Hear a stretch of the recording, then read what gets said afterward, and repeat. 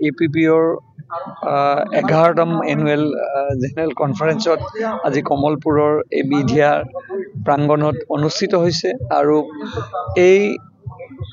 অধিৱেশনৰ ৰিসিপশ্যন কমিটিৰ সভাপতি হিচাপে মোক এক গুৰু দায়িত্ব মোক দিছে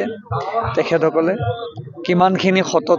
সততাৰে পালন কৰিছো কিন্তু কিমান মোৰ ফালৰ পৰা সহায় হৈছে নাজানো কিন্তু এটা কথা ঠিক যে বড়ো কছাৰী যি সাহিত্য পৰিষদ আছে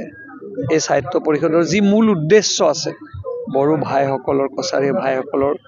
বিশেষকৈ সমষ্টি ডিলিমিটেশ্যন অসমত বিভিন্ন ঠাইত হেতু এটা প্ৰক্ৰিয়া তেখেতসকলে বিচাৰিছে আৰু ভূমিপুত্ৰ হিচাপে তেখেতসকলৰ যি অধিকাৰ অসমত সেই অধিকাৰ তেখেতসকলে বিচাৰিছে আমি তেখেতসকলক উষ্ম আদৰণি জনাইছো আৰু ৰিসিপশ্যন কমিটিৰ সভাপতি হিচাপে যিমানখিনি পাৰো আমি চেষ্টা কৰিছো আৰু তেখেতসকলৰ সহযোগ সহমতত আজি প্ৰথম দিনা প্ৰতিনিধি সভা আছিল তাত আমি সকলো উপস্থিত হৈছো কালি আমাৰ সন্মানীয় স্পিকাৰ ডাঙৰীয়াৰ ইয়াত ভাষণ আছে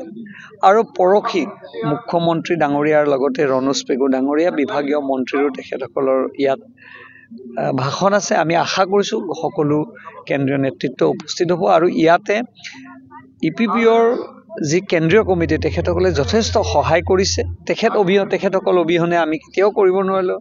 আজি প্ৰণৱ বড়ো ৰিসিপশ্যন কমিটিৰ ৱৰ্কিং প্ৰেচিডেণ্ট নামতহে মই প্ৰেচিডেণ্ট গোটেই কামখিনি প্ৰমোদ বড়ো ডাঙৰীয়া আৰু আমাৰ বসুমতাৰী ডাঙৰীয়াই কৰিছে মই আশা কৰিছো আপোনালোকৰ সহায় সহযোগ বিচাৰিছো ভুল শুদ্ধৰ মাজেৰে ৰিসিপশ্যন কমিটিৰ সভাপতি হিচাপে যদি কিবা ভুল হৈছে তাৰ কাৰণে মিডিয়াৰ যোগেদি আপোনালোকক ক্ষমা বিচাৰিছো আৰু লগতে এটা খুব ভাল লাগিছে যে তিনিখন চুবুৰীয়া ৰাজ্যৰ প্ৰতিনিধি আহিছে মেঘালয় ত্ৰিপুৰা আৰু ৱেষ্ট বেংগল তেখেতসকলো আহিছে আৰু আমি তেখেতসকলকো উষ্ম আদৰণি জনাইছো বিটিচিৰ বাহিৰত থকা বড়ো জাতিসকলৰ কিবা এটা ইতিহাস সৃষ্টি হ'ব নেকি চাওক তেখেতসকল আমাৰ ভূমিপুত্ৰ আৰু যিহেতু তেখেতসকল আমাৰ জন্মলগ্নৰ পৰা অসমত আছে তেখেতসকলৰ এক স্বীকৃতি পোৱাটো আমিও বিচাৰিছো আৰু মুখ্যমন্ত্ৰী ডাঙৰীয়াই বিভিন্ন সময়ত